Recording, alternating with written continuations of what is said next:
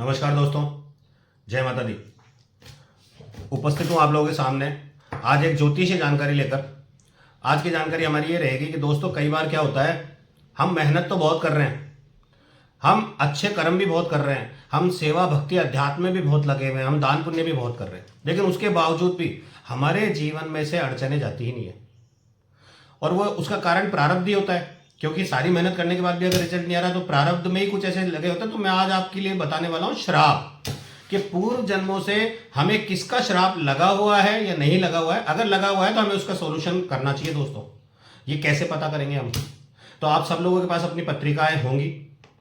अपनी पत्रिका में आप देखिए जीव कारक गुरु बृहस्पति कहाँ बैठा हुआ है, और बृहस्पति को जहां बैठा है उस हाउस को आप फर्स्ट हाउस मान लीजिए। वहां से काउंट करते करते आप अष्टम भाव पे आ जाती है, यानी बृहस्पति से अष्टम भाव अगर उसके अंदर कोई प्लेनेट बैठा है तो आप निश्चित जान लीजिए दोस्तों कि पूर्व जन्मों के श्राप आप उस ग्रह से रिलेटेड जो भी बनते हैं उनके लेकर चल रहे हो, तो आपको उसके लिए उनकी सेवा करना आवश्यक होता है। जैसे मैं आपको उदाहरण बता देता हूं दोस्तों, अगर बृहस्पति से अष्टम भाव में सूर्य बैठा है तो आप पूर्व जन्मों से अपने पिता का अनादर किया है आपने, और पिता का श्राप लेके आप साथ में चल रहे हो।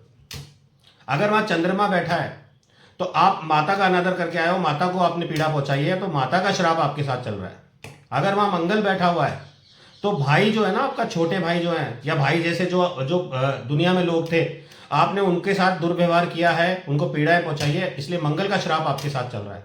बुध अगर वहां बैठा है तो आपने छोटी कन्याओं का अनादर किया है, अपनी बहन का अनादर किया है, अपनी बुआ मौसी इनका अनादर किया है आपने, इनको कष्ट पहुंचाया है, इसलिए बुध ग्रह का श्राप आपके साथ चल रहा है। अगर वहां पर शुक्र ग्रह विराजमान है तो आपने क्या किया है, आपने अपनी धर्म पत्नी का सम्मान नहीं किया है पूर्व जन्मों में, उसको बहुत प्रताड़ित किया है और उसने आपको श्राप दिया हुआ है, तो वो श्राप आपके साथ चल रहा है।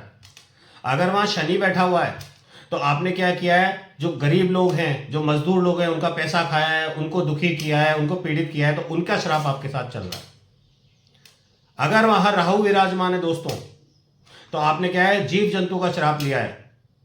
विशेष तौर पे आपने सांप हो गया, चींटियां हो गई, जो जमीन के नीचे से निकलने वाले जीव है, आपने उनको पीड़ा पहुंचाई है, उनको मारा है, इस वजह से राहु का श्राप आपके साथ चल रहा है। अगर वहां केतु विराजमान है दोस्तों तो कोई दूसरे तरीके का, जो जमीन के नीचे से तो पैदा नहीं होते, जैसे गाय हो गई, कुत्ता हो गया, इस तरीके के जीवों को आपने बहुत प्रताड़ना दी है, तो वो श्राप आपके साथ चल रहा है। तो जिस भी ग्रह से रिलेटेड श्राप आपके साथ चल रहा है प्रारब्ध से लेकर, उसकी वजह से आपके जीवन में बनते काम बिगड़ने लगते हैं। सारे काम आप कितनी भी एफर्ट लगा लें, कितनी भी प्रार्थनाएं कर लें, लेकिन उसके बाद भी नहीं बन रहा है, तो ये श्राप मुक्ति आपको करनी ही होगी। और वो करनी कैसे होगी, मैं एक एक ग्रह के उपाय आपको बहुत बार बता चुका हूं, आप पिछले वीडियोस देखिए। तो इन प्लेनेट से रिलेटेड लोगों की सेवा कीजिए दोस्तों, अपने पिता की सेवा कीजिए, अगर सूर्य का श्राप है माँ की सेवा कीजिए, बुजुर्ग जो महिलाएं होती है उनकी सेवा कीजिए। अगर चंद्रमा का श्राप है अपने भाई से रिलेशन अच्छे रखिए, लोगों को प्रॉपर्टी के चक्कर में दखल अंदाजी ना करें, लूटे नहीं उनको, तो मंगल के आप श्राप से बचे रहेंगे।